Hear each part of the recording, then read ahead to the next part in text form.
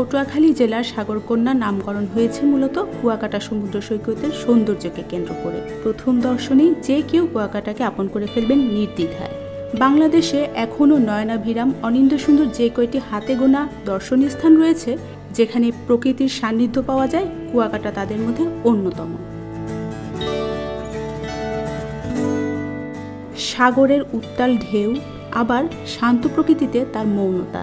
বসন্তে উপকূলবর্তী বৃক্ষের গায়ে নতুন পাতা, শীতে তারই রুদ্ররূপ, এ যেন রহস্যময় সাগরকন্যার চরিত্রেরই বহিঃপ্রকাশ। আর এখানেই এই নামকরণের সার্থকতা পূর্ণতা পেয়েছে। এখানে প্রকৃতি তার সৌন্দর্য উজাড় করে দিয়েছে। সমুদ্রের নোনা জল, উপকূলীয় ম্যানগ্রোভ বনাঞ্চল, সমুদ্রের বুক চিরে জেগে ওঠা চর বিজয়, লাল কাঁকড়ার হুটোপুটি, পশু পাখির অভয়ারণ্য, রাখাইন ও স্থানীয়দের জীবনধারায় কুয়াকাটা পরিপূর্ণতা পেয়েছে বহুলাংশে।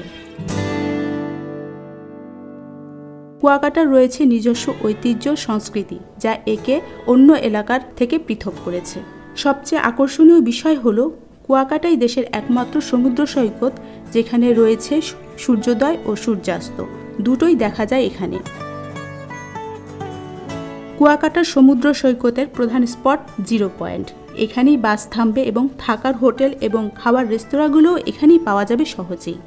কুয়াকাটার প্রধান স্থানগুলো ঘুরতে আপনাকে একদিন খরচ করলেই চলবে।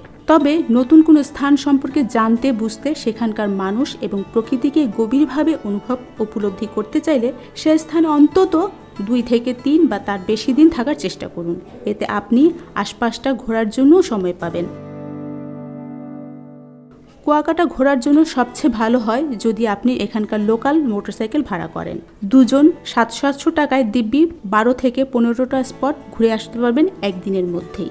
সময়ও সাশ্রয় হবে, সাথে এনার্জিও। পৌঁছেই মোটরসাইকেল ঠিক করে নেবেন। জিরো পয়েন্টে বা আপনার হোটেলের আশেপাশেই প্রচুর মোটরসাইকেল আরোহী দেখতে পাবেন। প্রথমেই টার্গেট করুন সূর্যোদয় দেখা, তাই সূর্য ওঠার 1 ঘন্টা আগেই ঘুম থেকে উঠে পড়ুন, মোটরসাইকেলে চলে যান গঙ্গামতির চর। গঙ্গামতির চর মূলত একটা দ্বীপ। দুর্গম বিস্তীর্ণ চরাচরের মাঝে সূর্যোদয় দেখা যে কারোর জন্যই সৌভাগ্যের ব্যাপার। পাশাপাশি কেওড়া গড়ানের বনাঞ্চল আপনাকে মুগ্ধ করবে। চলে যাবেন মিষ্টিপাড়া বৌদ্ধ মন্দিরে। কুয়াকাটা সমুদ্র সৈকত থেকে প্রায় 8 কিলোমিটার পূর্বে রাখাইন আদিবাসীদের আবাসস্থল মিষ্টিপাড়ায় রয়েছে একটি বৌদ্ধ বিহার। এখানে একটি বৌদ্ধ মূর্তিও রয়েছে।